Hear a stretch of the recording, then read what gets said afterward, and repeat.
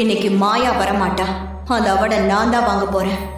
ஆறாவதாக இளம் சாதனையாளர் விருது தொழில்துறையில் சிறந்த இளம் தொழில் அதிபராக சாதனை படைத்த மாயா அவர்களுக்கு வழங்கப்படுகிறது. மாயா தன் கணவருடன் ஒரு சிறிய ஜவுளி கடையை ஆரம்பிச்சு தன் திறமையாலையும் உழைப்பாலையும் இந்த மாவட்டத்திலேயே அதிக வியாபாரம் நடக்கும் கடையாக டெவலப் பண்ணிருக்காங்க. மாயா மேடைக்கு வரவும். மாயா மேடைக்கு வரவும். மாயா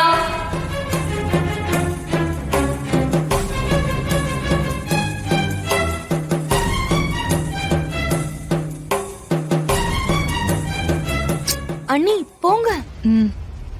இதான் சரியான சந்தர்ப்பம், சீக்கிரம் போங்க.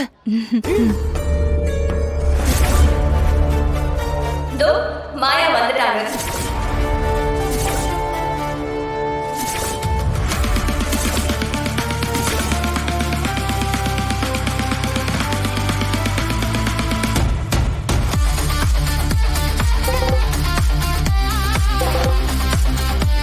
சீனு, மேடைக்கு போய் நான் உன்னதான் கூப்பிட போறேன். நீ தான் அவார்டை வாங்கணும்.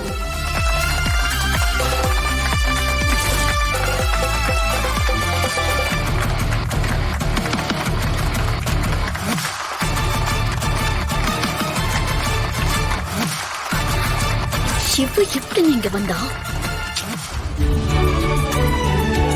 மாயா என்னோட கசின் சிஸ்டர். அவ இந்த அவார்ட் வாங்குறதுல எனக்கும் எங்க குடும்பத்துக்கும் பெருமை.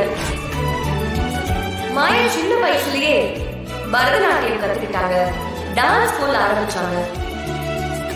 கணவரோட சேர்ந்து ஜவுளி கடை ஆரம்பிச்சு அதை வெற்றிகரமா நல்ல தொழிலா மாத்திருக்காங்க. நெருக்கடியான நேரத்திலையும் LLB படிச்சு லாயரா பார் கவுன்சிலையும் பதிவு பண்ணிருக்காங்க. முதல் வழக்காகவே அவங்களோட பெரியம்மா பெரியப்பாவை குற்றமற்றவங்கன்னு நிரூபிச்சு வெளியே கொண்டு வந்து நிறைய சாதனையை படைச்சிருக்காங்க.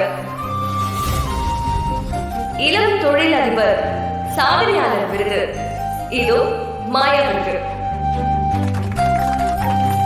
ஐயா, இந்த விருதை நம்ம ஜானகி அம்மா கையால கொடுக்க சொல்லலாம். என்ன பத்மா, இவ்வளவு வளர்ந்திருக்க, கொஞ்சம் கூட நல்ல விதமா யோசிக்க மாட்டியா?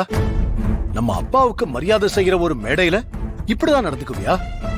அண்ணே, என் புள்ளையோட கடைய அவ பேர்ல எழுதி வாங்கிட்டு இன்னைக்கு அவனுக்கு கிடைக்க வேண்டிய மரியாதை எல்லாத்தையும் அவளுக்கு கிடைக்கிறது மட்டும் நியாயமான? அம்மா, இந்த கடை இவ்வளவு தூரம் வளர்ந்ததுக்கு காரணமே மாயாதான். ஆட் போட்டு நிறைய சேல் பண்ணி அவளும் இந்த கடைக்காக ரொம்ப கஷ்டப்பட்டிருக்காமா. அதுக்காக விருது அவ வாங்கிட்டு போவாளா? இப்ப கூட உன் பொண்டாட்டிக்கு தான் சப்போர்ட் பண்றல நீ. அத்தை, மேடையில சீனுவை கூப்பிட்டு தான் அந்த அவார்டை வாங்கணும்னு இருந்தேன். நீங்க புரியாம பேசாதீங்க அத்தை. நீ என்னடி என் புள்ளைக்கு பிச்சை போடுறது? அங்க முதல்ல என் புள்ளைக்கு தான் கௌரவம் கிடைச்சிருக்கணும். ஏய், என்னடி பேசுற? புருஷன் பொண்டாட்டிக்குள்ள விட்டு கொடுக்கறது தான் வாழ்க்கை. அத அவங்களே புரிஞ்சுக்கிட்டாலும் நீ கெடுத்துடுவ போல இருக்கே. பத்மா, அவதான் சொல்றாள், மேடம் மேல சீனுவை கூப்பிட்டுதான் விருது வாங்கணும்னு நினைச்சேன்னு. அதுவும் இல்லாம அவ என்னைக்குமே சீனுவை விட்டு கொடுத்ததே இல்ல. அப்புறம் ஏன் பத்மா இப்படி பேசுற? அண்ணியோட இடத்துல இருந்து பார்த்தாதான் தெரியும். சீனு முக்கால்வாசி அவளுக்கு சரியான வேலைக்காரனாவே ஆயிட்டான். அதை எப்படி பெத்த மனசு தாங்கிக்கும்? நீ என்ன இப்ப எரியற நெருப்புல எண்ணெய் ஊத்துறியா? எங்க அக்கா ஏற்கனவே மாயா மேல சம கடுப்புல இருக்காங்க. நீ அவங்கள ஏத்தி விடுற மாதிரியே பேசுற. சிவா, அவ பேசுறதுல என்ன தப்பு இருக்கு? ஏய் பத்மா, என்ன இப்போ என்ன உன் பிரச்சனை? ஏய், சீனுவும் மாயாவும் சந்தோஷமா வாழ்றது உனக்கு பிடிக்கலையாடி? அண்ணே, கேட்டீங்களாண்ணே? நல்லா கேட்டுக்கோங்க. என் புருஷன் என் புள்ள வரைக்கும் இந்த வீட்ல இருக்கிற யாருமே எனக்கெல்லாம் சப்போர்ட் பண்றது இல்ல. எப்ப பார்த்தாலும் இந்த மாயாவுக்கே தான் சப்போர்ட் பண்ணிட்டு இருக்கீங்க. இல்லண்ணே, இது எதுவுமே சரிப்பட்டு வராதுண்ணே. நான் முடிவு பண்ணிட்டேன், இது சரிப்பட்டு வராதுண்ணே. ஆரம்பத்துல இருந்தே எனக்கு இவ்வளவு கண்டாலே பிடிக்கல. எப்ப இவ என் கண்ணத்துல அரைஞ்சாலோ அப்புறந்தே எனக்கு இவ மேல வெறுப்பு தான். அத நீதான் மாத்திக்கணும். நீ அவளை பத்தி புரிஞ்சுக்கலமா. நானும் என் புள்ளையும் எப்படியோ சமாதானம் ஆயிரலாம்னு நினைக்கும் போதெல்லாம் இவ ஏதாவது ஒரு விஷயத்தை ஏட கூடமா செஞ்சுட்டு இருப்பா. அது எனக்கு சுத்தமா பிடிக்காத மாதிரி இருக்கும். அதுவும் இந்த மகாராணி இப்ப வக்கீலா வேற ஆயிட்டாங்க. இப்ப அவார்டு வேற வாங்கிட்டா. இனி என்ன சுத்தமா மதிக்கவே மாட்டா. இல்லன இப்படிப்பட்டவ என் புள்ளைக்கு வேண்டான. அவளை வெட்டி விட்டுருங்களேன்.